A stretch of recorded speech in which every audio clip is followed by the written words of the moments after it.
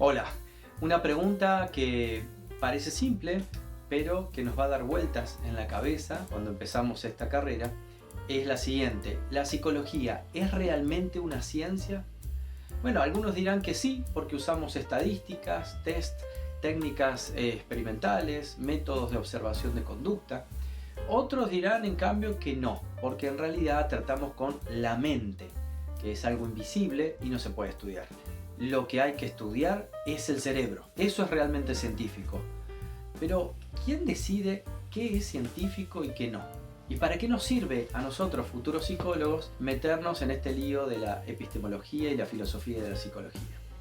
Hoy les voy a presentar la propuesta de la Cátedra A de Problemas Epistemológicos de la Psicología. Olvídense de no entender para qué sirve esta materia, porque justamente esta asignatura es la brújula que les va a permitir orientarse en el vasto territorio de áreas, teorías y enfoques que van a ver a lo largo de la carrera. Por ejemplo, los contenidos de esta materia conectan con lo que están viendo en Introducción a la Psicología y en Sistemas de la Psicología Contemporánea, pero también les va a servir de base, digamos, para cuando lleguen a Metodología de la Investigación o cuando empiecen a estudiar las teorías y formas de trabajo en los distintos ámbitos de nuestra disciplina. En síntesis, vamos a explorar de dónde viene lo que estudiamos y los fundamentos de lo que hacemos en el consultorio o en la investigación. Así que, vamos allá. Primero, bajemos a tierra el nombre. ¿Qué es la epistemología? Claro, es como una lupa, ¿no?, para mirar la ciencia. La epistemología es parte de la filosofía de la ciencia que toma el conocimiento y la actividad científica como objeto de estudio. Nos dedicamos a estudiar cómo se construye, se valida y se usa el conocimiento científico, y acá viene el primer punto clave. La filosofía de la psicología es una rama de la filosofía de la ciencia que se ocupa de los problemas particulares de nuestra disciplina. La psicología es una disciplina heterogénea y tiene sus propios objetos de estudio, sus propios desafíos explicativos, tipos de evidencia, metodologías, etc. Por eso, una de las ideas clave de este programa es que la psicología no debe adoptar criterios epistemológicos de otras disciplinas, como la física o la biología, sino que tiene que atender su propia identidad disciplinar. Otro punto clave del programa es que se apoya en dos grandes virajes de la historia de la filosofía de la ciencia. El primero se denomina el giro historicista. Entender que una disciplina no cae del cielo, ni sale de un repollo de un día para el otro, sino que tiene una historia y cambia poco a poco con el tiempo. Por otro lado, el giro hacia las prácticas científicas es el más importante para nosotros. No nos interesa la ciencia en abstracto, la ciencia que encontramos en los libros, sino que nos interesa comprender lo que los científicos hacen realmente, cómo clasifican sus fenómenos, cómo los explican, cómo usan ese conocimiento en la sociedad, etc. El objetivo más general de esta asignatura es cerrar el espacio que hay, o que suele haber, ¿no?, entre los fundamentos conceptuales y metodológicos de la disciplina y la práctica concreta de la psicología en el mundo real. Está pensada como un espacio para empezar a hacernos preguntas fundamentales sobre nuestra propia carrera. El programa está dividido en dos grandes bloques, como si fueran dos temporadas de una serie. Y cada temporada tiene 4 episodios, 4 unidades. En el primer bloque o temporada tratamos el carácter científico de la psicología. Es el primer bloque donde nos iniciamos en el abordaje filosófico de la ciencia y nos preguntamos por los cimientos científicos de la psicología. En la unidad 1 vemos cómo se vincula la filosofía con la ciencia y vemos los diferentes contextos del quehacer científico. El contexto de educación, el contexto de innovación, el de evaluación y el de aplicación. En la unidad 2 abordamos el famoso problema de la demarcación. ¿Qué separa a la ciencia de lo que no es ciencia? Comparamos dos grandes concepciones de la ciencia, que son el positivismo y el realismo, viendo esto en casos concretos como el psicoanálisis y el conductismo. En la unidad 3 vemos cómo la psicología se fue transformando desde la filosofía natural en la antigüedad hasta hoy como disciplina científica y analizamos cómo es que se producen estos cambios. ¿Hay revoluciones radicales o solo tradiciones que van cambiando poco a poco? En la unidad 4 nos preguntamos, ¿somos solamente neuronas o somos algo más? Responder a esta pregunta implica asumir un supuesto ontológico acerca de qué es la mente. Y esto define cómo entendemos el objeto de estudio de nuestra disciplina.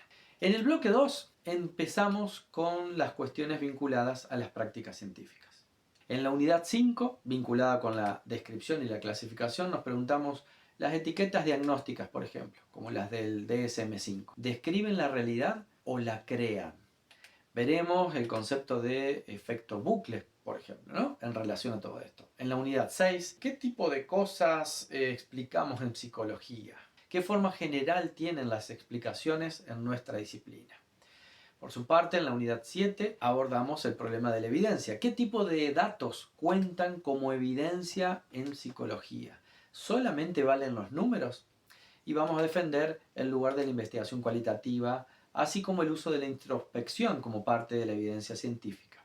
Más adelante, en la unidad 8, vamos a abordar el problema de los valores implicados en la aplicación del conocimiento.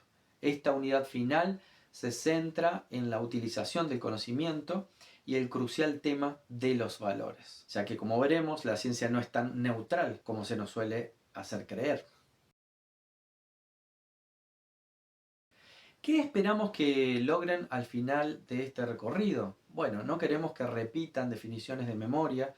Los objetivos de la asignatura son que reconozcan la relevancia que tienen las problemáticas filosóficas para la interpretación de la historia, de la disciplina y de sus prácticas habituales, tanto en investigación como en el ámbito profesional.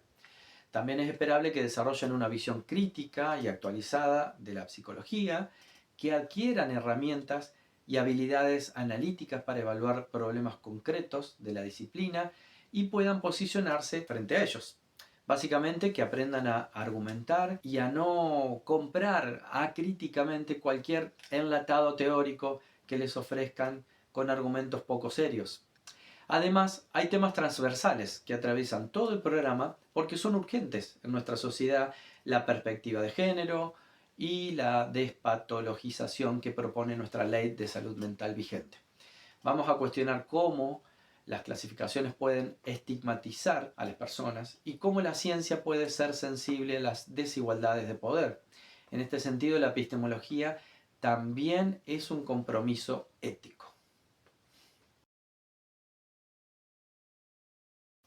Entonces, problemas epistemológicos de la psicología es una asignatura que te va a dar herramientas conceptuales para evaluar y posicionarte fundamentada y críticamente frente a los grandes desafíos de la disciplina.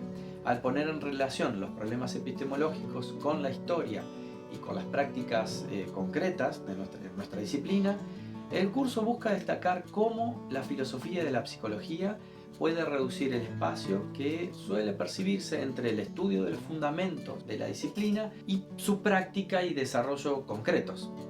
En última instancia, esta asignatura apuntala y pone en valor la enorme trascendencia que esta disciplina tiene en la sociedad actual.